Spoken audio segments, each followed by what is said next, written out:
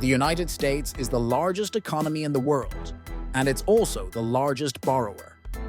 Right now, US government debt is measured not in billions, but in tens of trillions of dollars. That number alone sounds alarming, but the real question isn't how big the debt is.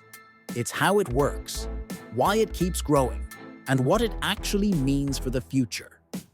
In this video, we're going to break down the US debt problem using real data from official government sources.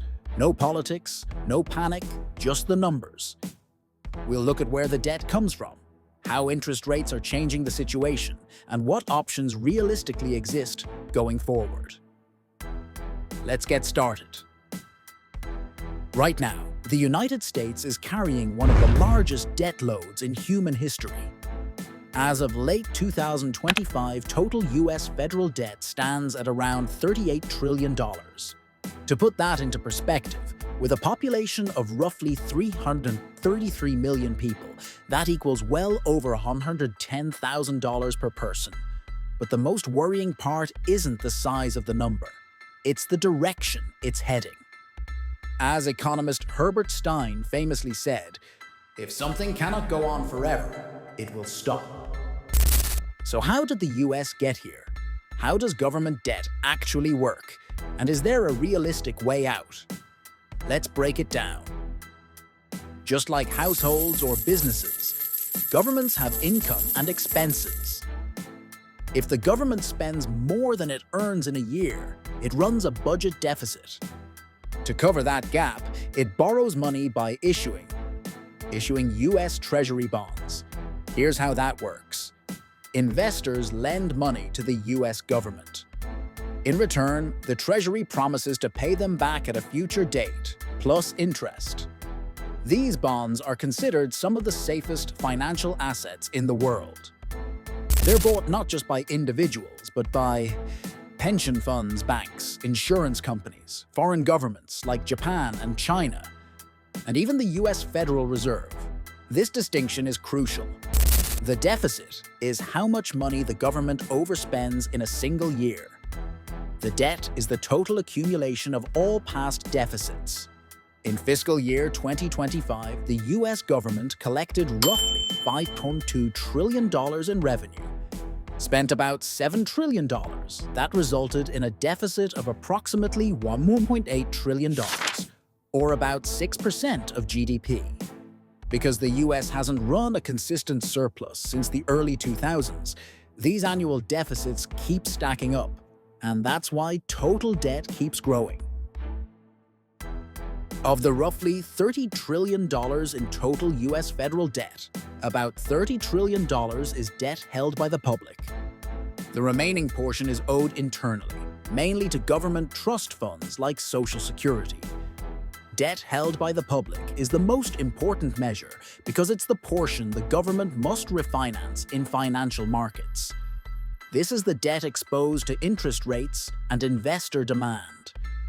Today, US debt held by the public is roughly equal to the size of the entire US economy. According to the Congressional Budget Office, this debt-to-GDP ratio is projected to rise further over the next decade if current policies remain unchanged.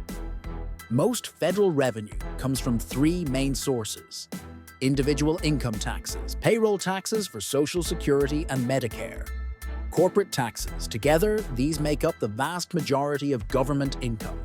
On the spending side, the largest categories include Social Security, Medicare, and other health programs, national defense, income security programs, and increasingly, interest on the national debt, which has become one of the fastest growing expenses in the federal budget.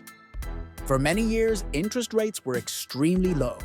That made borrowing relatively cheap, even while running large deficits. But that changed after the pandemic. As inflation surged, the Federal Reserve raised interest rates sharply to slow the economy and stabilize prices. Here's why that matters for debt. US government bonds don't last forever. When they mature, the government must refinance them, often at current interest rates. This means old low-interest debt is being replaced with new higher-interest debt, causing interest payments to rise, even if spending stays the same. In fiscal year 2025, interest payments became one of the largest federal expenses, costing hundreds of billions of dollars annually. This situation creates what economists call a debt feedback loop. Higher interest rates lead to higher interest payments. Higher interest payments increase deficits. Larger deficits require more borrowing. More borrowing exposes more debt to high interest rates. This doesn't mean the US is about to default, but it does reduce policy flexibility over time. Some argue the government could inflate away the debt. Inflation reduces the real value of fixed-rate debt, making old debts easier to repay in real terms. This happened after World War II. However, high inflation also reduces purchasing power, raises borrowing costs, hurts savers, and risks economic instability. That's why the Federal Reserve targets around 2% inflation, not runaway inflation. There are only a few sustainable ways to manage national debt. Increase revenue through taxes or broader tax bases. Reduce spending, including politically sensitive programs. Grow the economy faster so debt shrinks relative to GDP. Control borrowing costs through stable monetary policy. In reality, long-term debt management requires a combination of all four. There are no painless options, only trade-offs. The US is not in an immediate debt crisis. Demand for Treasury bonds remains strong, but persistent deficits, rising interest costs, and debt growing faster than the economy suggest challenges ahead. The most sustainable solution isn't financial tricks. It's sound fiscal policy, productivity growth, and long-term planning.